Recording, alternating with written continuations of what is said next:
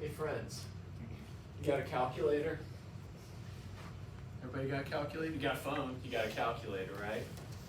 What is E? Give me an approximation for E. Tell me if this is right.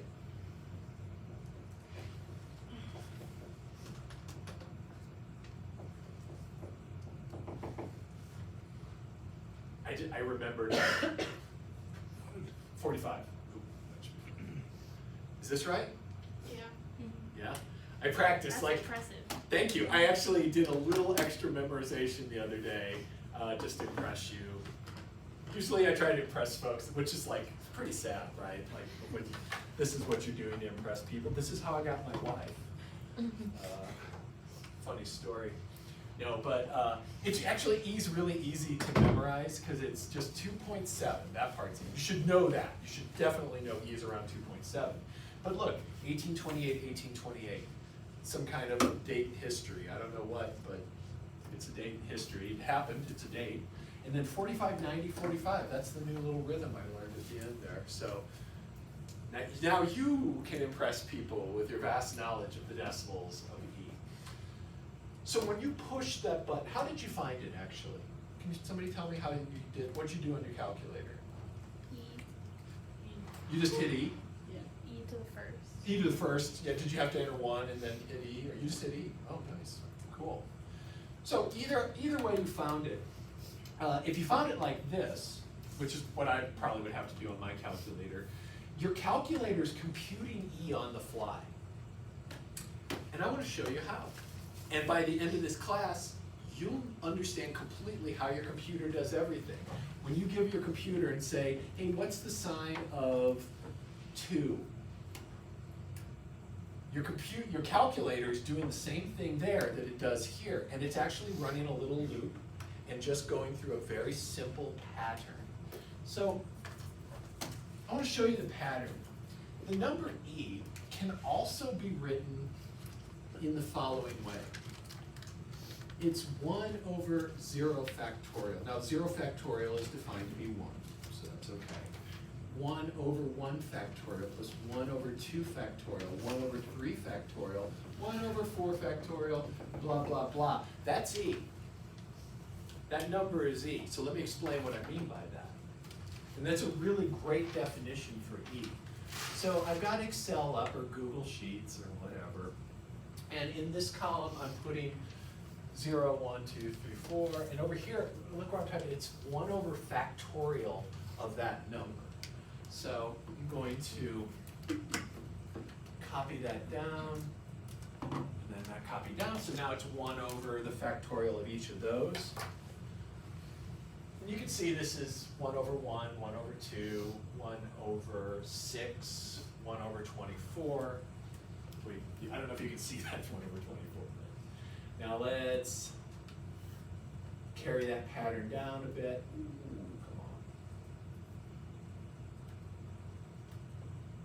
come on. Oh, this is so painful. There we go. Oh, dude, really? That I was think you weird. can just hold and drag too. That might. Yeah. There, okay, I got it. So let's do a bunch. Let's go. Whoa, there's a secret hidden graph. Looks like some shit we made. Get out of there. Okay. Oh, that didn't work well, did it? No, I need to get the pattern going. So that's the problem. There we go. Now I can catch that I want that left thing to increase by 1. There we go. Sure, now we'll do a bunch. That looks good. So it barfed out at 0 just because it probably doesn't have the precision to show those numbers. But now I'm going to add up all these numbers. So equals sum of that to that, and let's see what we get. Oh, look. So I'm getting something close to E. So in your calculator, when Vivian just typed the E button, she has an E button, it literally just runs this loop and cranks that out fresh every time. It's just doing this simple little looping thing. Let me tell you something a little cooler. Now, I could actually replace this top with something, and this is going to make sense next week. But if I make this x to the 0 x to the first, x squared, x cubed, x to the fourth, etc. That's actually how I compute e to the x. Let's try that. Let's just see if that works. So let's make x over here. Here's my x, and I'm gonna make it, how about 2? We'll find out what e squared is. Then I'll come over here and fix my little formula. So instead of factorial, or instead of the top, I'm gonna have this x cell. Now, if you don't want a cell to change when you drag it, you put dollar signs in front. So that is E2. So I'm gonna put $E, $2. Then when I drag it, it won't update it to like 3, 4, 5, 6, whatever. So that becomes a static thing. And I want that to be 2, the power that's in the left column. So the A1 power. And now let's copy that down for a ways. And now it's summing, look, it's summing up those things right there. Can you find e squared for me, please? I can probably do it here. Let's see, exponential of 2 is, oh, look at that. How'd you do that? Which part, Lou? The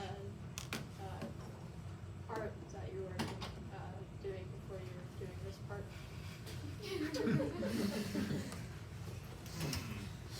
I don't remember. Can you be more, give me a little bit more what you're having trouble with me.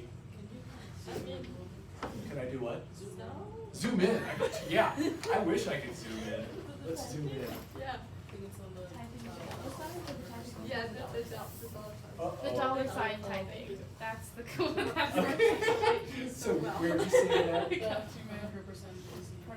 Oh, okay. To understand. Help, can you come help? Right There it is, okay, yes, thank you. How's that? Yeah. Okay. Well, I can't see the numbers up there then. The typing up there. Well- In the F of X. Yeah, I don't think anybody can see that. I don't even know where it is. You have to click on one Right of the there. cells that has the typing on it. So if you click on one, it will show. Oh, yeah, there we go. Okay, there we go. It doesn't seem to zoom though, Lou, unfortunately. You can zoom That in on gets the it. whole screen, like the 3 dots on the side. Where's that? The 3 dots next to the X on the right side, where you would I don't close out fucking the know browser. what's going on. Under the X of Yeah, the where you close out the browser. browser. Oh, the X on the Right next to browser. your Oh, little got it. profile. Yeah, you can click the zoom on there and that would do the whole screen. Oh, So. Get that? Like that? If you go back to where it was and move one box to the left, the up arrow increases the zoom. Okay. Nope. Well, it's all fun. So, If you put Hit press escape. F11, it'll.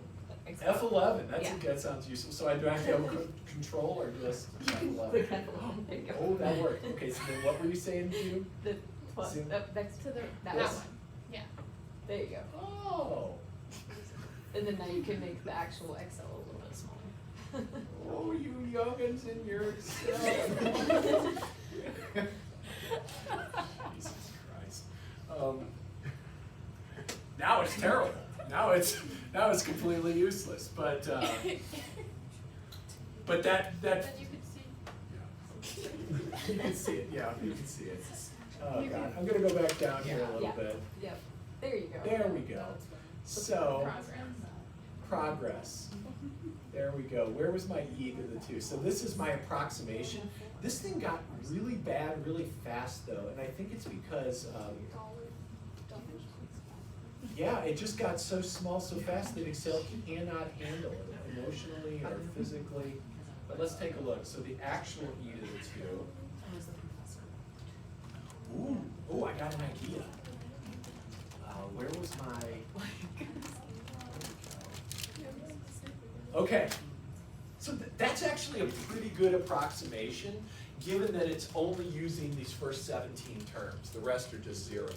So if you wanted more precision, you would have this actually do a decent job of continuing onward.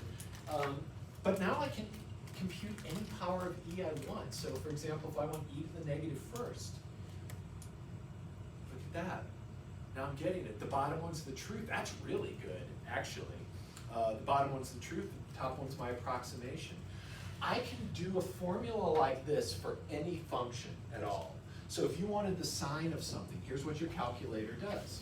It takes the thing you want the sine of, subtracts off the cube divided by 3 factorial plus the 5th over 5 factorial minus x in 7th over 7 factorial plus minus forever and ever.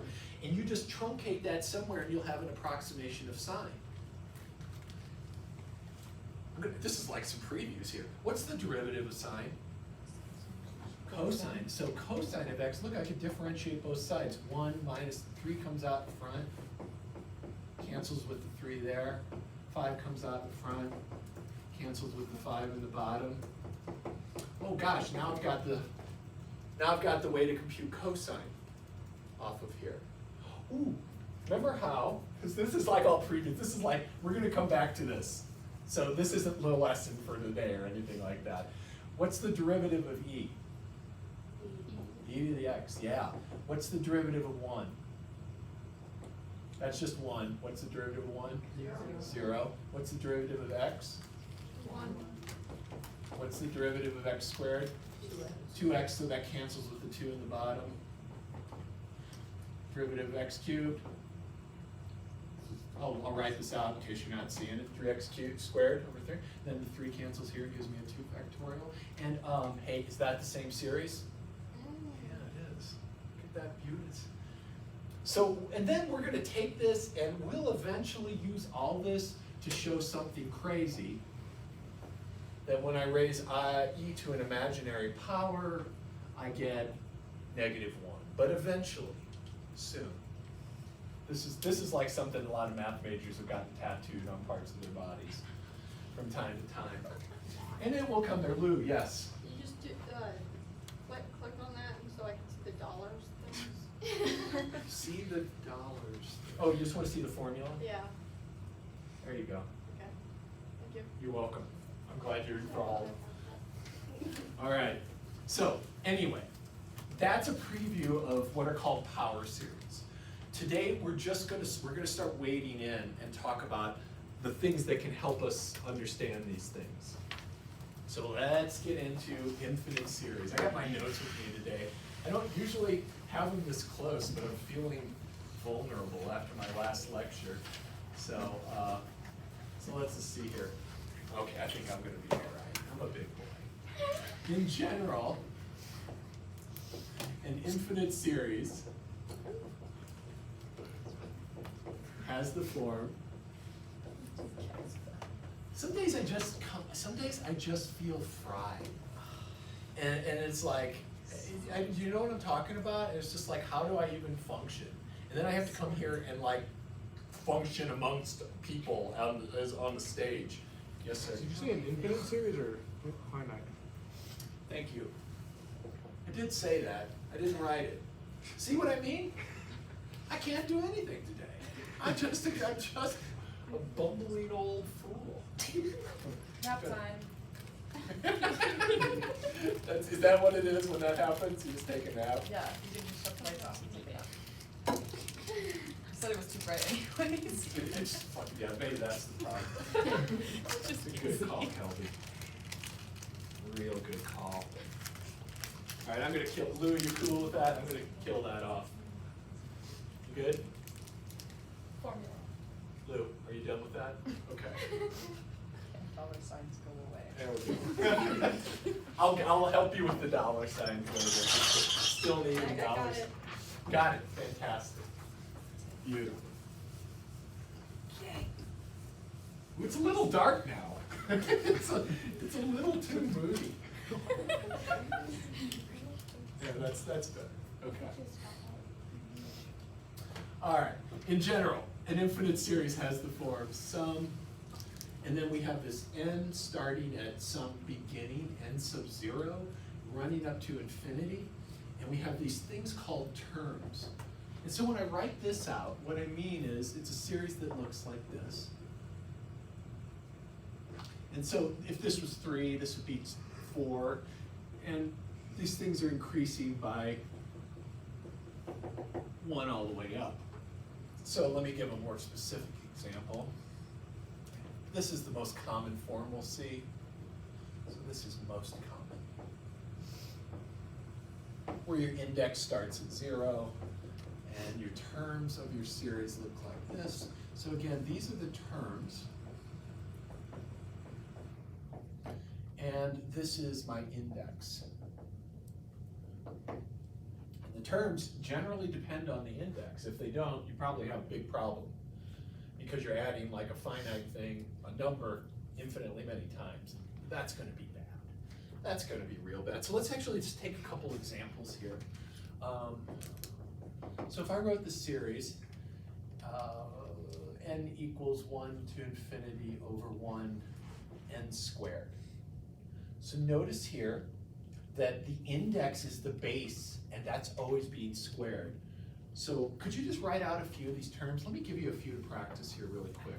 Write out the first 3 terms of each of these series.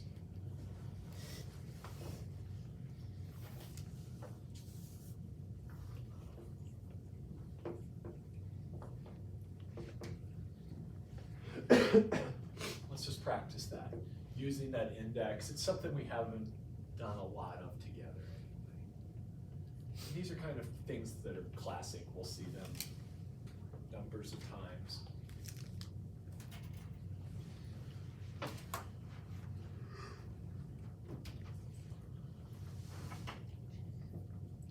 Don't feel any need to multiply these things out unless you really dig that. That's all good. Notice that this one did start at 3, so be careful of that.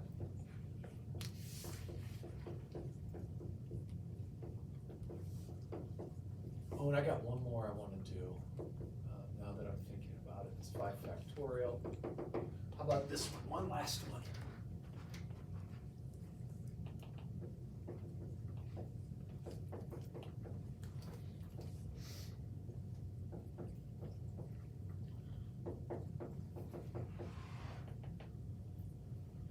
Oops. No.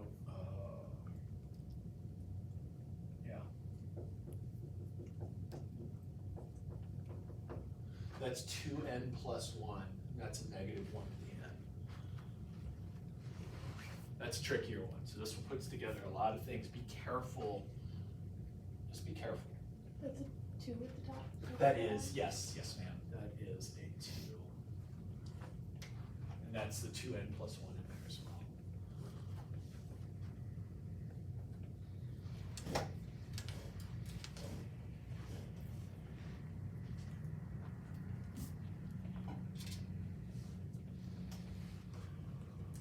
And when you see, this is actually that sine expression, sine of x, that I wrote out at the beginning of the class, that I was saying that's how your calculator works it out. So I'll write it out very carefully here.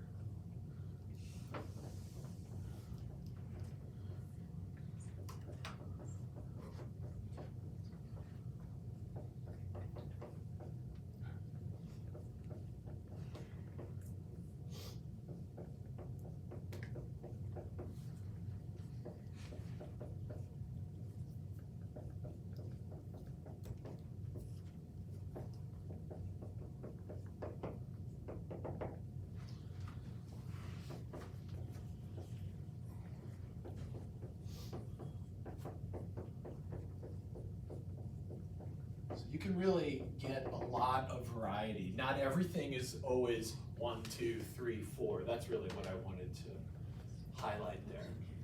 That you can get all sorts of things. Does this look good? We feel good about this? Questions? All right. Groovy. So how do we understand these infinite things? Because they're really weird. We understand them by making them finite things. So, to understand infinite series, we kind of nibble at them. Infinite series. We consider partial sums. In other words, just fragments of the whole series and kind of nibbling our way toward infinity. So, given this series, let's say here n equals, let's say we start at 1 to infinity. The nth partial sum, S of n, is equal to just the first n terms added up. So let me write that out. Equals the sum of the first n terms equals a1 plus a2 plus a sub n.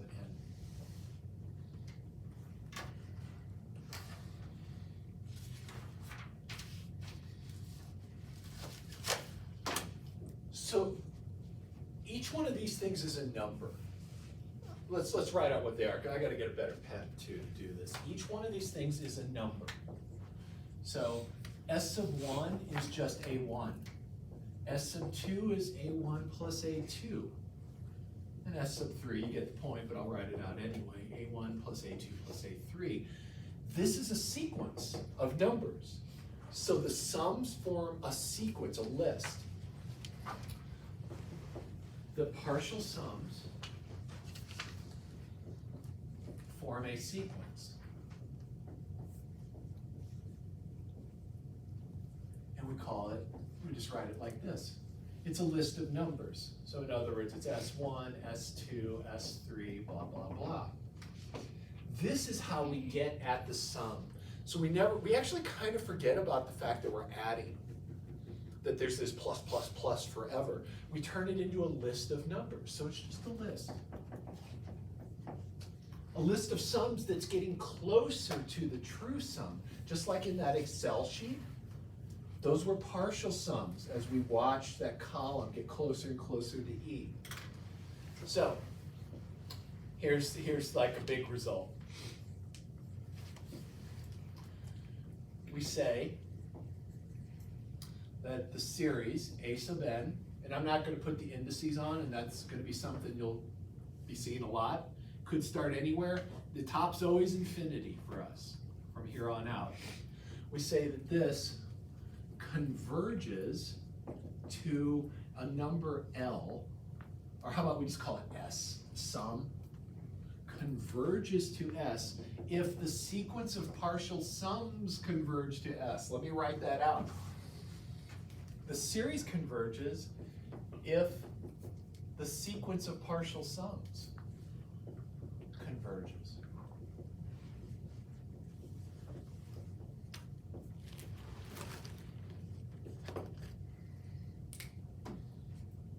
If this sequence doesn't converge, then the series doesn't.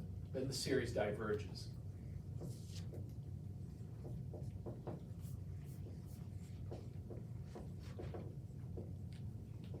And now we begin a great journey.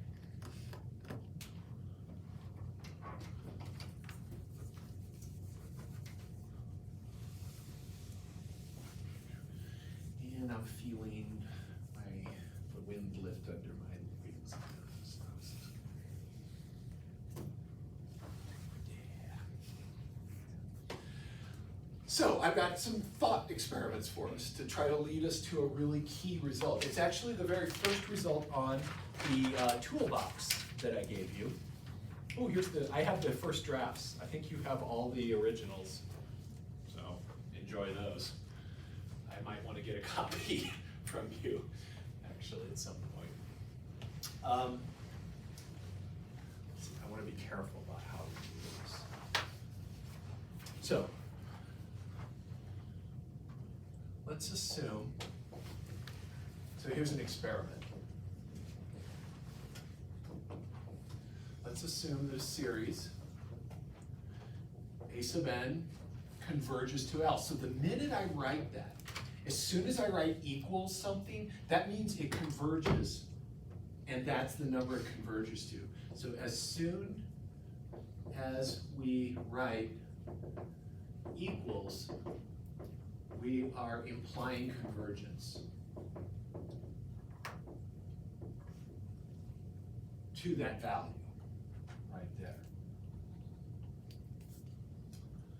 So can you just write these things out?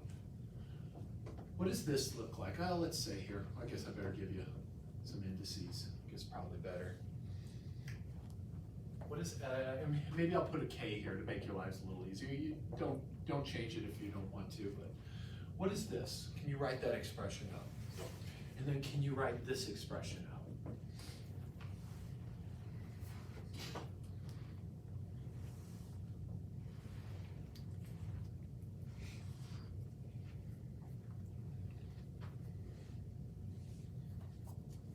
Just a little practice, you know.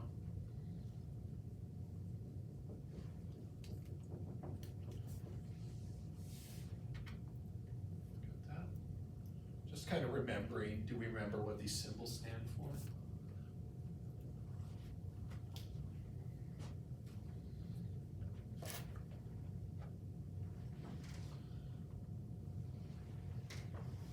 Can anybody help me out with the second one? What does this one look like?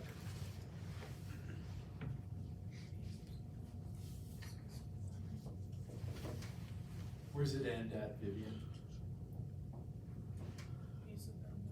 A sub n minus 1, right? That last thing, it's the first n minus 1 terms added together.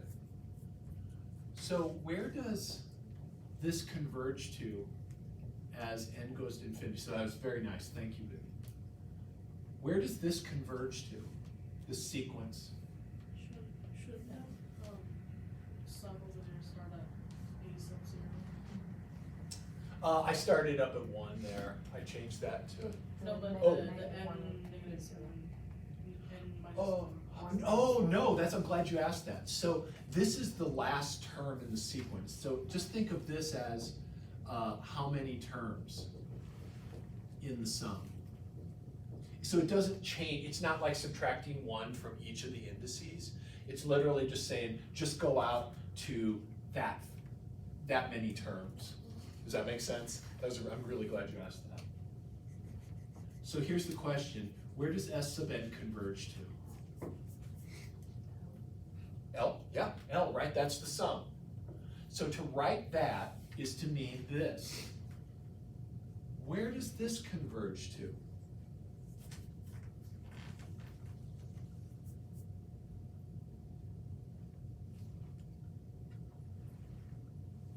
This is a heavier question, it's kind of heavy. So think deeply. Is it L minus S sub n? So what is, I like the way you're thinking, Kidra. What does this mean here? It means that this sum, if I keep getting letting it go further and further out, it gets closer to L, right? This sum's just 1 behind this one. It's still going to the same. It's still going to the same place. It's just 1 behind, but this, remember, this converge to is all about way at the end. This is what's happening when n is super large. And when n is super large, both these things are doing the same thing. They're both getting really close to that sum up there, L. So here's another question now. What is S sub n minus S sub n minus 1? All by itself, Say that again? all by itself. Yes, well, we haven't done the limit yet, Lou, but hold on. So let's just go right here. You're thinking far ahead correctly. But what is the difference between that expression and this expression? A sub 0 minus So yeah, what's left over? A sub n. A sub n. This is just 1 more term than this one. So there's that. So now let's go to what Lou was saying. So notice the difference between those 2 partial sums is just that last term. The very end tail of that. So now we have, let's write this up. Now I'm gonna call on Lou. Lou, where's this one go? L. L, and where's this one go? L And so L minus L is A sub n. is, yes. Hold on, so as I do the limits, hold on. So this side over here, I'm not taking the limit, let's just stick over here. What is the limit on this side? 0. 0, right. So that is the limit. Over here, the best we can do is say that's the limit of A sub n. I don't know what that is. That's just the end term, not the sum. That's the little tiny thing I'm adding on at the end. This is a pretty important result, and let's sum it up. This means that if a series converges, so if a series converges, which is what we assumed to make this all happen, that's why we could do these limits. If a series converges, its terms, the things I'm adding, must go to 0.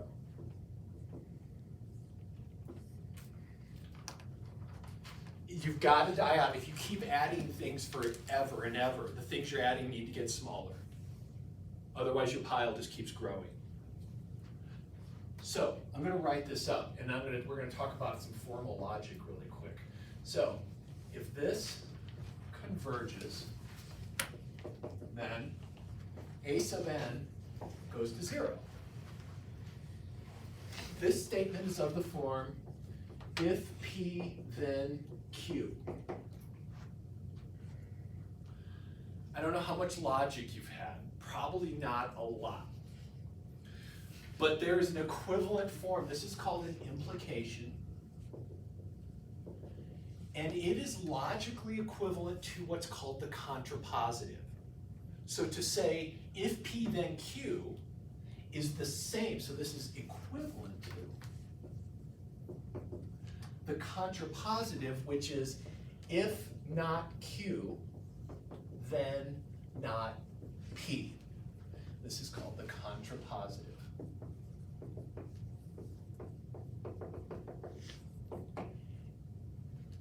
And so I can always say, if I flip off the lights, if I turn off the lights, it is dark in here. If it is not dark, you did not turn off the light. Boom! That Lou just contraposited the hell out of that. Thank you, Lou. Checks in the mail. Good stuff, good timing. So, what is the contrapositive of this? If A doesn't go to 0, then it doesn't convert. That's it. And that is the first test on that sheet. This is called the nth term test. So the contrapositive of that thing is if the terms don't die to 0, if the limit of the terms is not 0, then the series diverges. And that is so, so helpful. And sometimes, like, just you're so grateful for this test because it's pretty easy. And sometimes it's going to be like one of the first things to look for. This is called the nth term test. Let's practice it.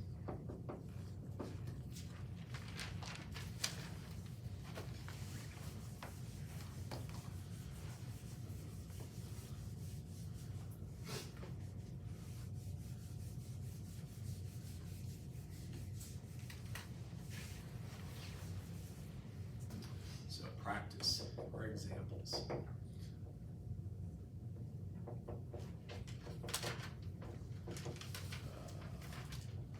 Let's do that. Ye old, exciting, whacked out series.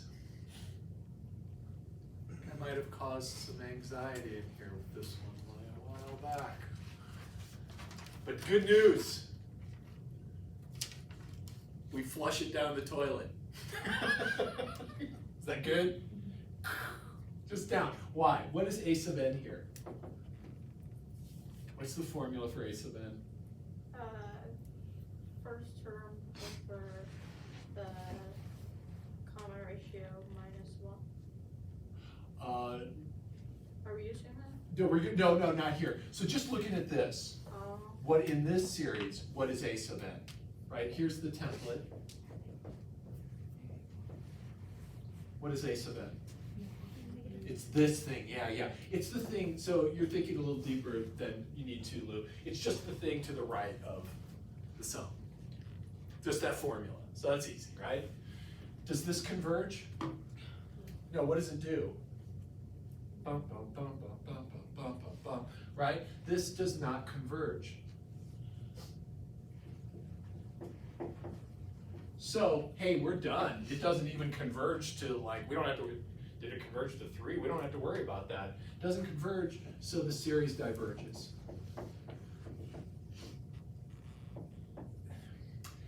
Fun fact is that while we were doing all this over here in the late 1800s, when all this stuff was going on, it's not that old, right? That's really not that long ago.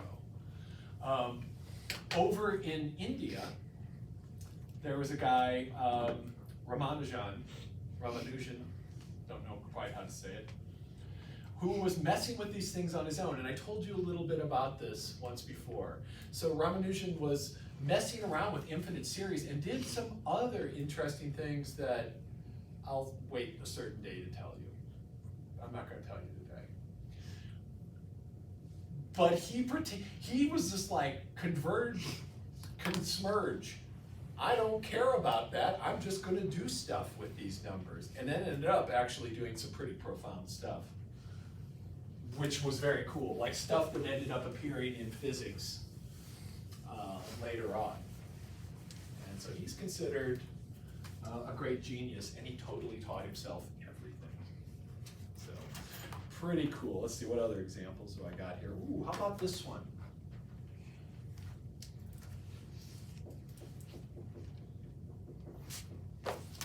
What is a sub k?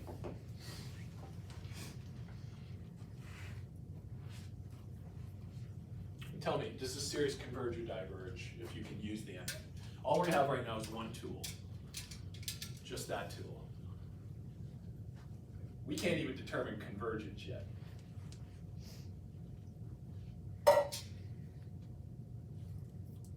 What is a sub k? Whatever k. And where does that go? As k goes to infinity? Goes to 0, so what do I conclude? Convergent. No, I do not. So, haha, good. So, here's what the test says.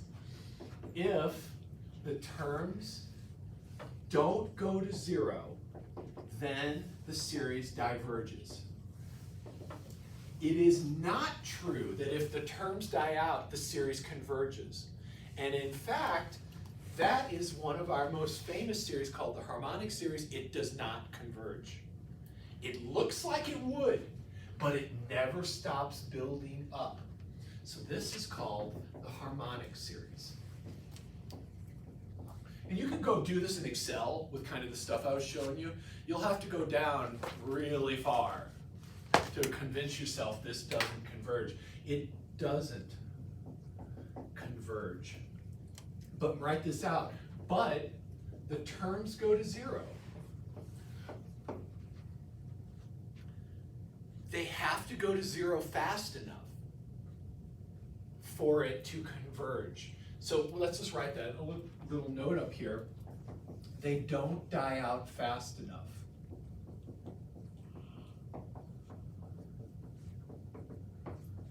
Ooh, is it because it's linear? Kind of, yeah. For the series to converge, series to be finite. I knew I'd get you with that one, so don't worry. I hoped to get you with that one. It was a well-laid trap set for you to just walk through. Perfect. Here, let's get something else up here. How about this one? Sum n equals 1 to infinity of n over n plus 1.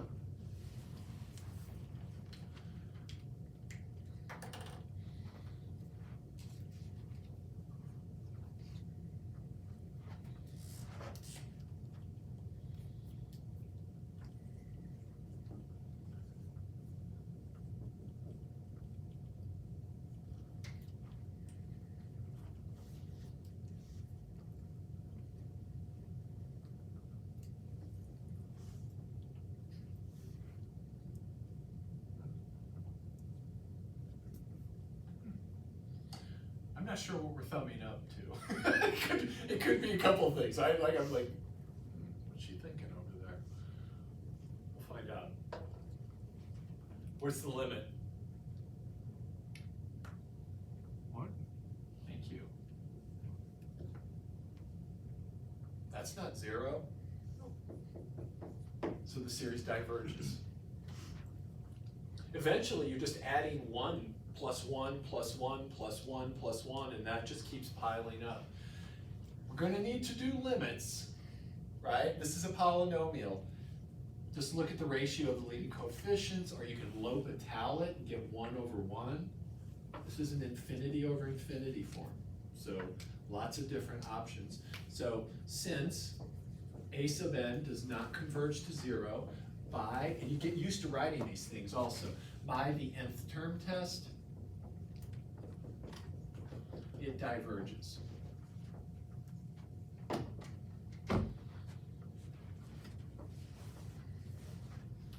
Excellent, excellent, excellent. Let's get into our next test. So this is this test we're not going to use a whole much. We're going to get it, use it to actually get a bunch of results out that are going to make our lives incredibly easier. So this one's called the integral test. And I'm going to prove to you that that harmonic series doesn't converge. I'm going to prove it to you now. I needed this to do it. So consider, again, the series n equals 1 to infinity of 1 over n. Sometimes I use n, sometimes I use k. I'm doing that on purpose so that we get used to seeing both. I'm going to sketch out a picture of this.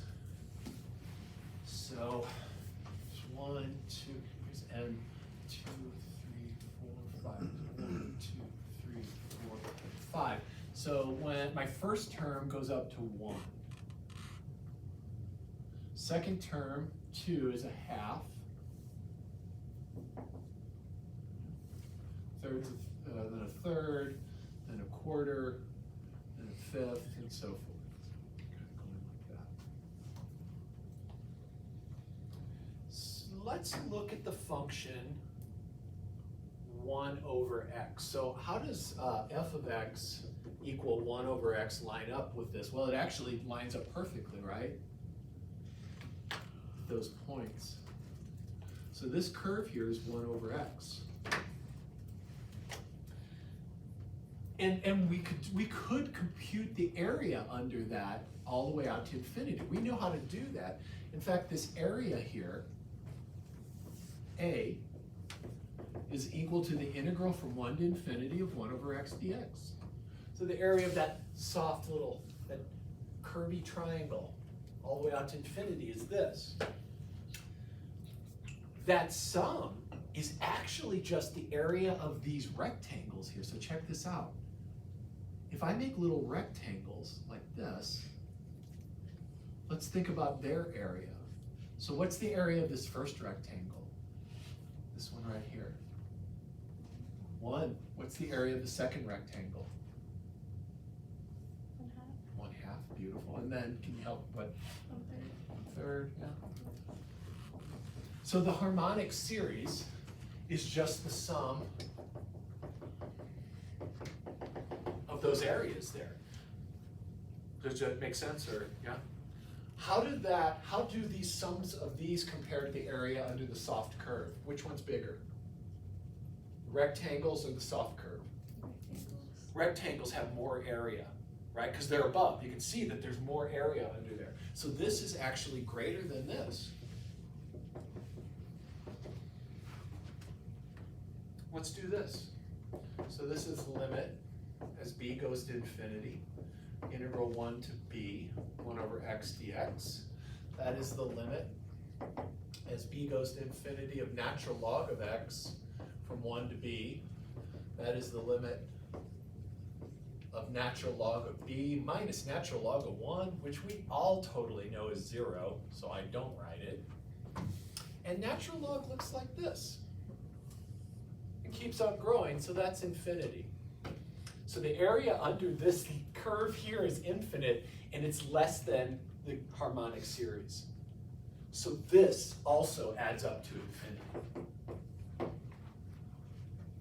So we just use integration and kind of some novel observations to show that this area under here governs at least boosts up this area under these rectangles which represent this sum. So I'm not gonna go into a full proof of this, but I'm gonna say you can do this with any series, and here's the integral test. So, let me write it out in its full glory. And it's, actually, I don't need to, it's written on your page, right? Yeah. In more detail than you'd probably care to know. So the integral test has, f is a decreasing function, so if I have a decreasing function like this, and it's always positive, and that happens after some cutoff point C, and I have a series whose terms perfectly line up with that function. So for example, if I had the series 1 over n squared from n equals 1 to infinity, and I thought about this function here, f of x is 1 over x squared.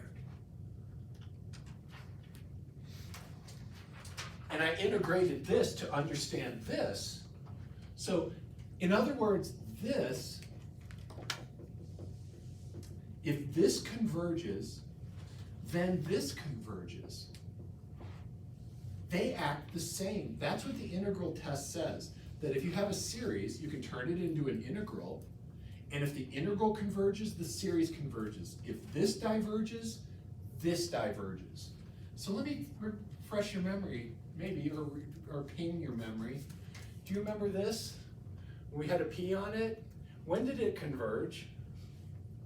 So this converged to a finite value when, what did p need to be? 2? 2 works, yeah. It's greater than 1. Greater than 1 also, so 2, but greater than 1, when p is greater than 1. So this series converges when p is greater than 1. These are called p series because of that exponent. So let's make that sum up, or let's put that statement up here. I don't think I actually put that on your toolbox, did I? Did I put p series on there? No. Now, dang. So, along with that toolbox, you need some wrenches. There's a few tools that aren't in there. These are like nails, maybe. So, p series. And I would just add this somewhere on there. These are going to be used for comparison. Used for benchmarks, comparisons. And sometimes just for the simple use of it all. But if I have this series, 1 over n to the p, that converges when p is bigger than 1. That's all you need to know. And it diverges otherwise. So this converges if p is bigger than 1, and it diverges if p is less than or equal to 1. And notice that the harmonic series, when p equals 1, that's the borderline. The harmonic series is right on the periphery of converge, diverge. So we can do all sorts of stuff. What time we got? Oh, we got so much time. So much time. New pen. Yeah. So let's do a few. Converge, diverge. And I'll give you a few here.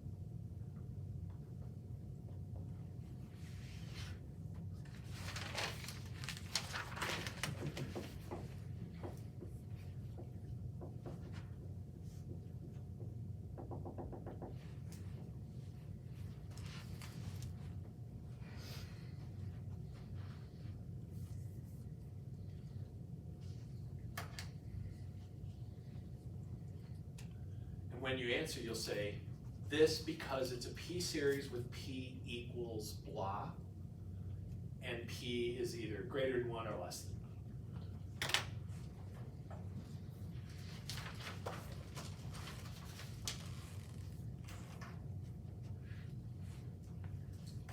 kinda see why I was worried you weren't gonna be here today, Josh, right? Nope. Yeah. Destiny.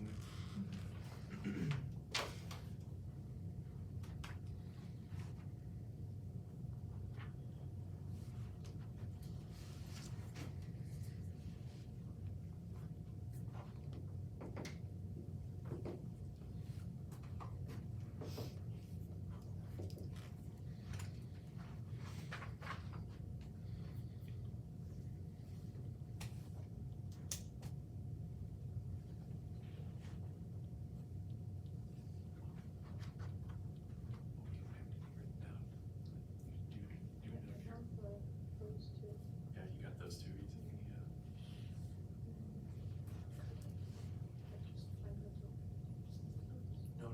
No derivatives.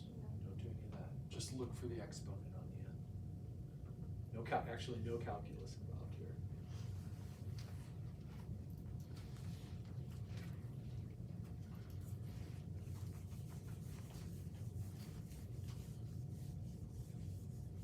We should have two that converge and two that diverge here.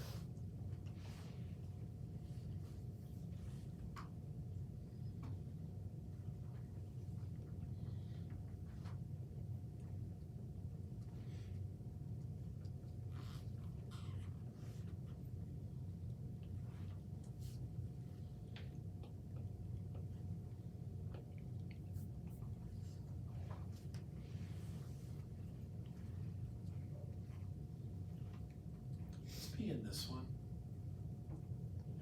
1/2. Because that's just end of the 1/2.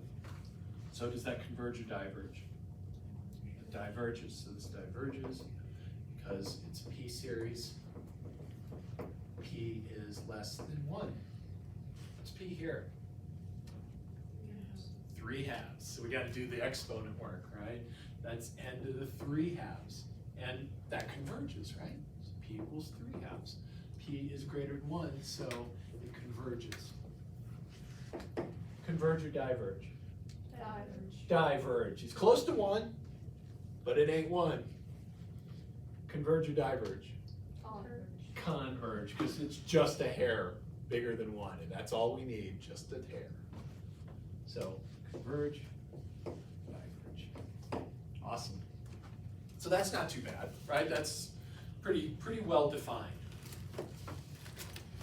This is going to be this is one of our toolboxes. So we have, so the toolbox is actually what's on that paper.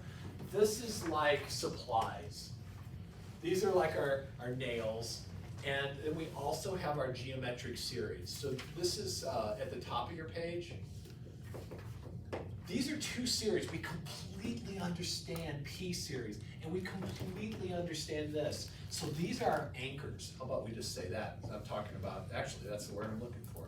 These are our anchors. These are what we're going to determine all other convergence by.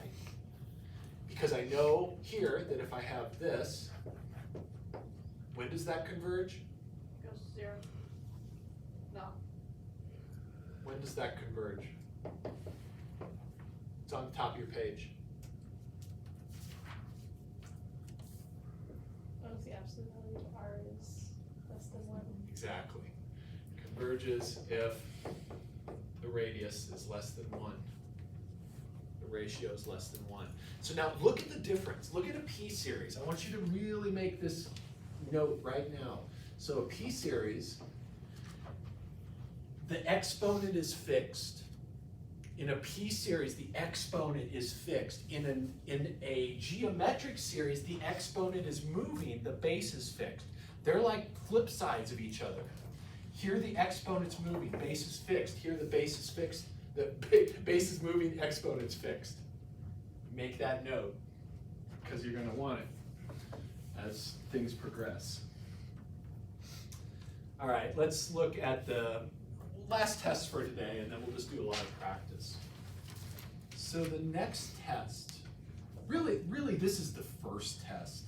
I'm not gonna ask you to do the integral test, which you probably should be very relieved of, because then you don't have to integrate.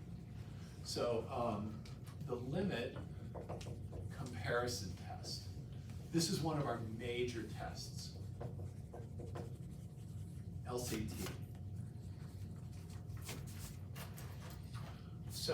if I have two series.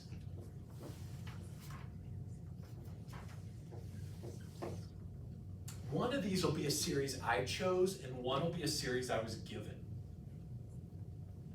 And the one I chose will come from that collection, one of those kind over there. So if these are positive term series, that means they don't alternate. There's no alternation. If they alternate, we got a whole special rig for that. So no alternation.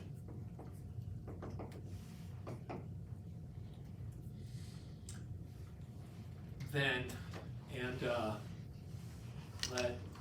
we're gonna let, what did I call it on your sheet? C? Did I call it C? There's like a limit. Can I look and see what I used, because I don't use the right? Yeah, K.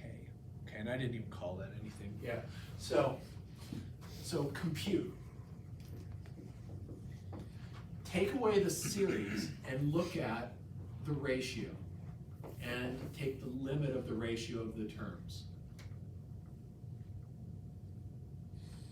So if this is equal to some C that's not 0, so if I take this limit, and we're going to do a bunch of examples to make this, and it's equal to some number that is finite and non-zero,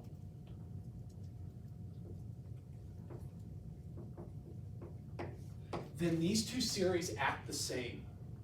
They either both diverge or they both converge. Then these two series act the same, i.e. either both diverge or both converge.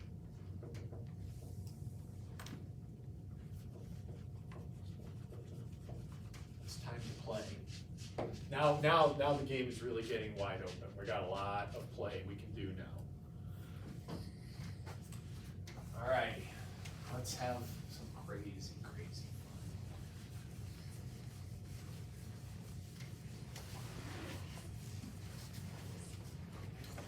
Oh gosh, do I have some examples? Oh, I do have some nice examples. These will be lovely ways to end the day. Thanks.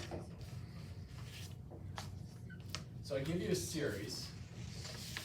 So this is going to be 2 times k squared minus 1 over 4k to the 4th plus 2k squared plus 1. Oh, that's a mess.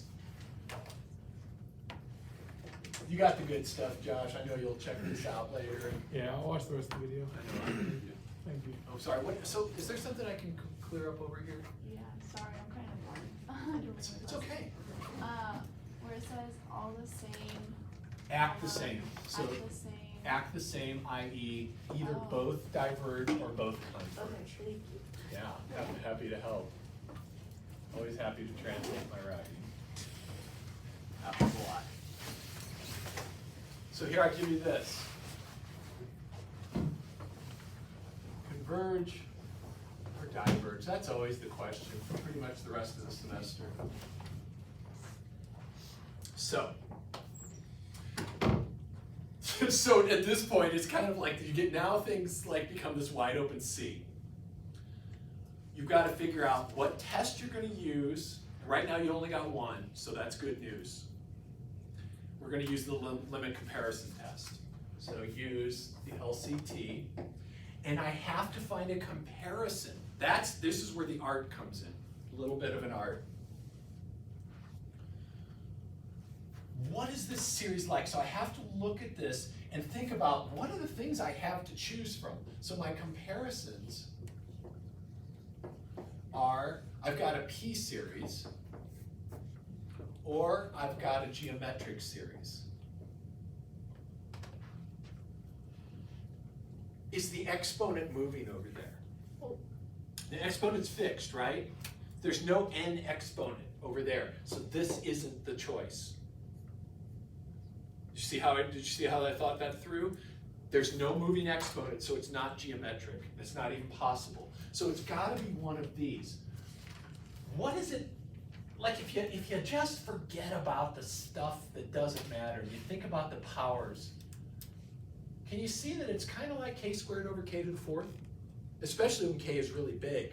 This is like k squared over k to the fourth. So this thing here is approximately k squared over k to the fourth.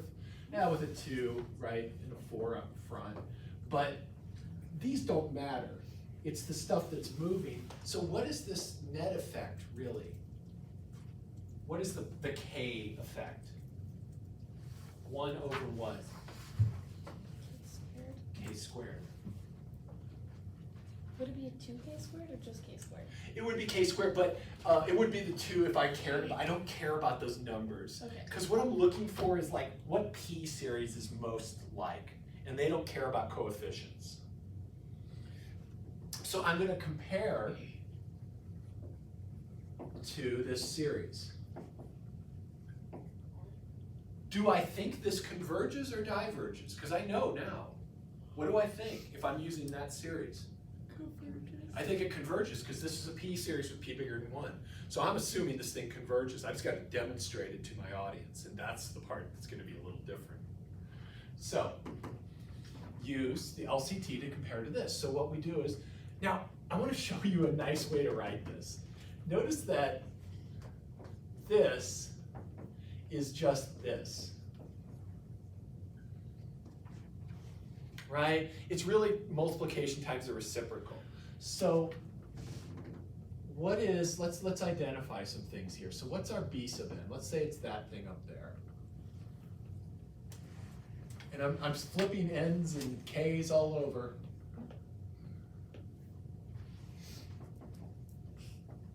It's okay, it's all right, just make an n a k as long as you make it consistent. And then let's let a sub n equal 1 over n squared. So then, now I gotta figure out this. And I'm gonna use this little tip that I just gave right here. Because flipping that's real easy. So this is that top series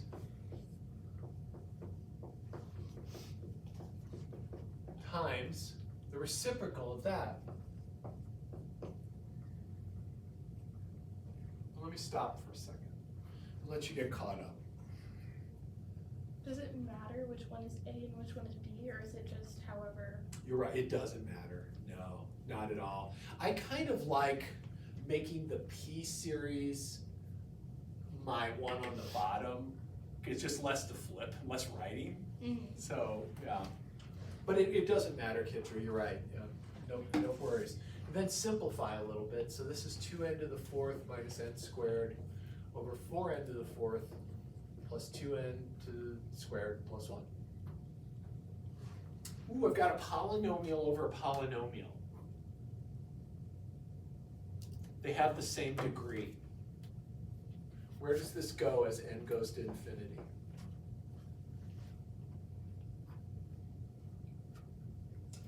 Zero. 1. Oh, 1/2. How'd you get 1/2? Because it's about the numbers in the front, not about the exponent. Exactly. So check it out. This is n to the 4th and this is n to the 4th. So when n is really big, this thing is essentially just this. Those little things don't matter. And the n's cancel, and you just end up with a half right here, 2/4, if you want to write that in your notes to kind of help make that legit. So this is not 0, and so they act the same. And that's what I was trying to find out, is that limit of ratios non-zero. So since this limit is non-zero, by the LCT, limit comparison test, these series both converge.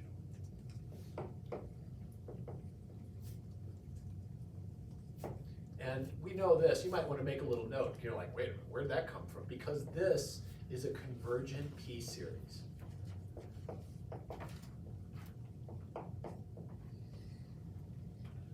right, let's do one last one, unless there's any questions there. I'm happy to talk about this all you need. One last one. Oh, there is a web work that'll be opened, by the way, not surprisingly. Small web work that's opened up at the end of class today. Due, I don't know, sometime that's probably negotiable. They always are.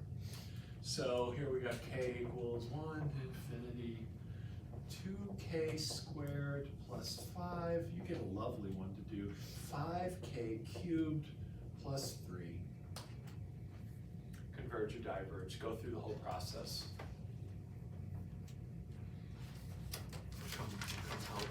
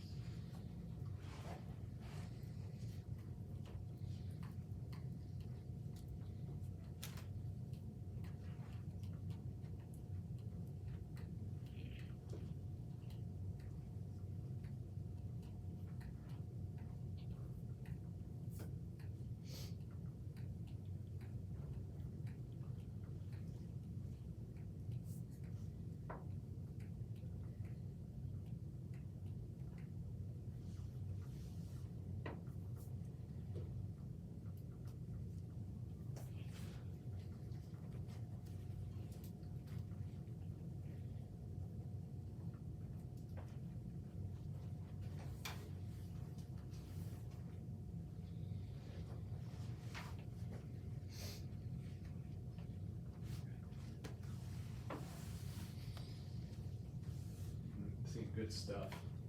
Good stuff going on.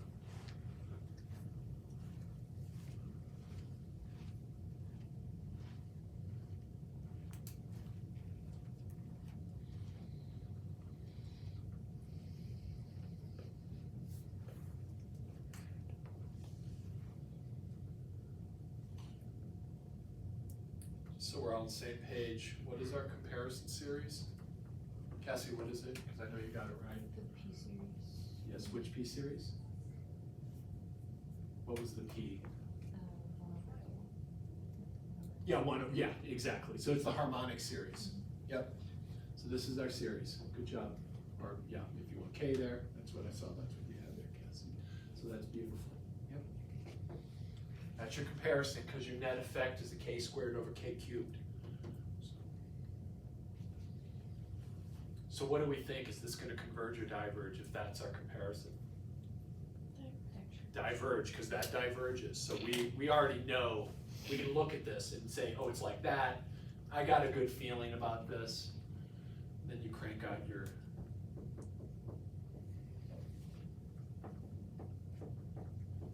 I read it just like Cassie did. I was like, that's when I saw it. I was like, I know what's going on.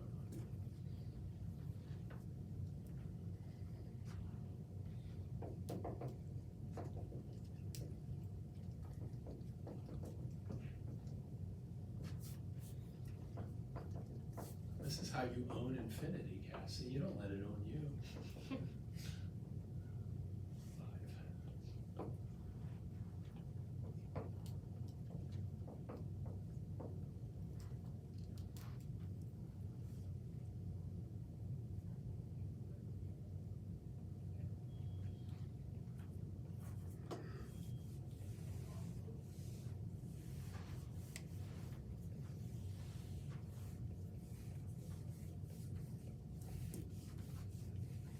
5.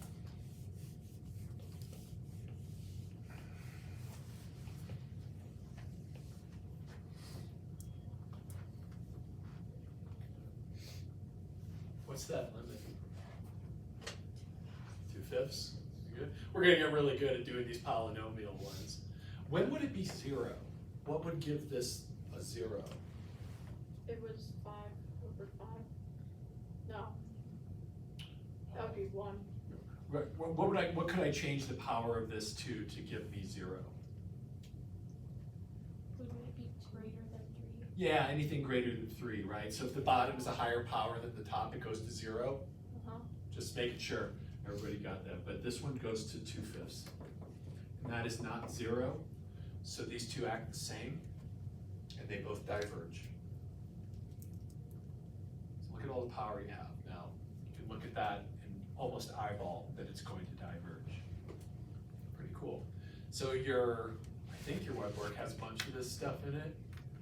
You can get started on it. It wouldn't hurt to get started. I think this stuff's so new that it would be worth it for yourself to take a look at it earlier rather than later. For homework 10, Yes. it's not up yet. It's not up yet. I think it'll open at 3:30 or something stupid, 3:15 probably.